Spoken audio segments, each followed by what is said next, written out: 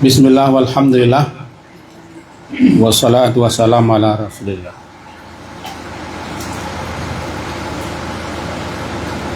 Di samping Nabi sallallahu alaihi wasallam mendoakan agar orang yang bersabar itu dibekali oleh Allah dengan ketakwaan, beliau juga memohonkan kepada Allah agar orang yang bersabar itu diampunkan Allah dosanya. Wa ghafara dzambaka. Jadi zawadakallahu taqwa wa ghafara dzambaka. Semoga Allah mengampuni dosamu. Itu pertanda bagaimanapun selaku kita manusia, lebih-lebih dalam perjalanan banyak nampak. Karena safar itu secara bahasa artinya kan nampak. Dikatakan safar itu dengan safar karena orang yang bersabar menampak negeri-negeri yang belum pernah dilihat ataupun baru dilihat, bernama safar. Bahasa orang awak, jauh berjalan banyak nanti cari, banyak nampak. Lama hidup banyak makan, perih kenyang. Nang kedua, safar itu juga namanya menampakkan sifat awak. Dalam bahasan para ulama, mereka juga mengatakan kenapa namanya safar, karena safar itu menampakkan kebiasaan, watak, sifat dan sikap orang yang bersabar. Jadi kalau dalam bahasa Sindanya, jika engkau ingin tahu seseorang, temani dia bersabar.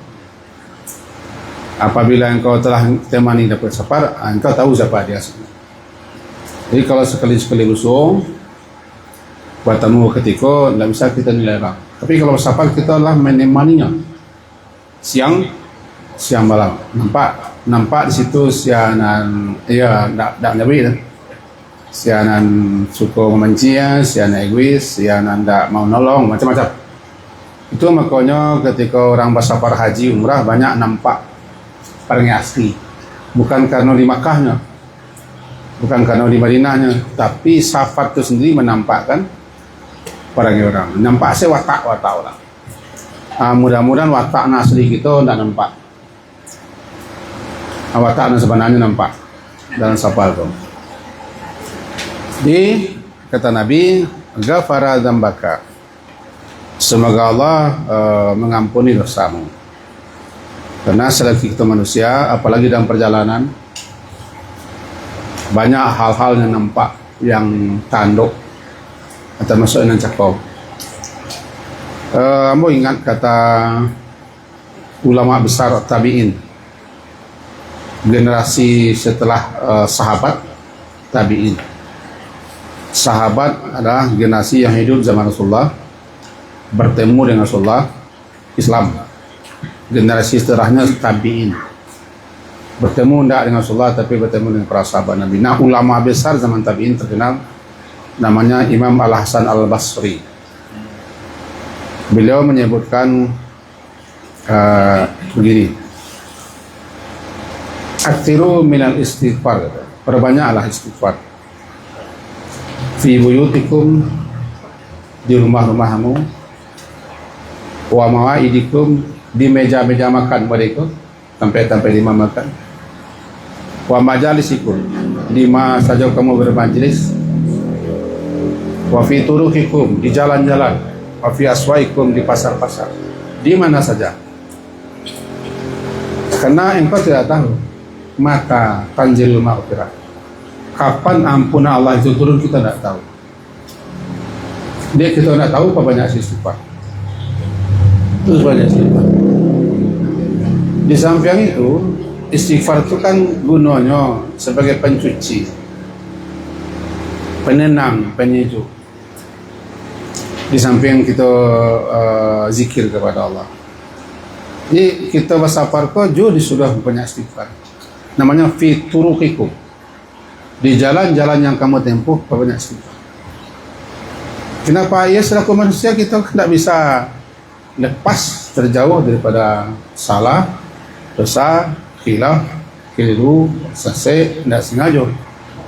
Panjang lebar dikupas dan kita at-taubah itu bahwa bagaimanapun orang selagi dia manusia ada salahnya.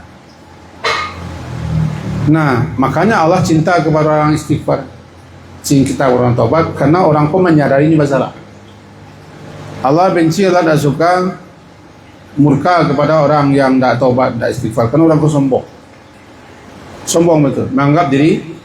Nah, itu makanya Yahudi itu al-maghdub yang adain al-Yahud, orang yang Allah murkai Yahudi. Karena watak Yahudi itu salah satu yang direkam dalam Quran adalah alam taril ladzina yuzakkuna anfusahum. Apakah engkau tidak heran melihat orang yang menganggap diri suci, mensucikan diri sendiri? Wallahu zakki man yasha. Karena Allah yang mensucikan siapa yang Dia kehendaki. Karena Yahudi mengatakan nahnu abnaullah, kami anak Allah. La yadkhulul jannata illa man kana hudan. Tidak ada yang masuk surga kecuali kami. Kok masuk neraka kami paling seminggu. Sesudah itu kalian menggantian. Tidak ada yang patut, tidak yang pantas untuk jadi nabi kecuali Yahudi atau Nasrani. Kan apa? Kesombongan. Jadi mereka adalah kaum yang dilaknat, kaum yang al-maghdub. Sehingga dalam kitab tafsir katakan al-maghdub yang alaihim contohnya Yahudi. Wadhalin contohnya Nasrani.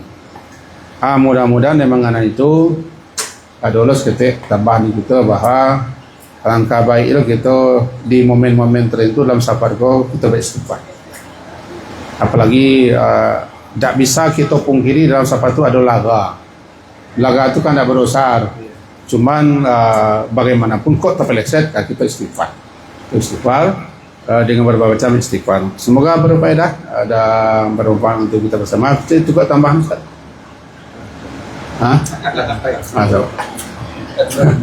Assalamualaikum warahmatullahi wabarakatuh.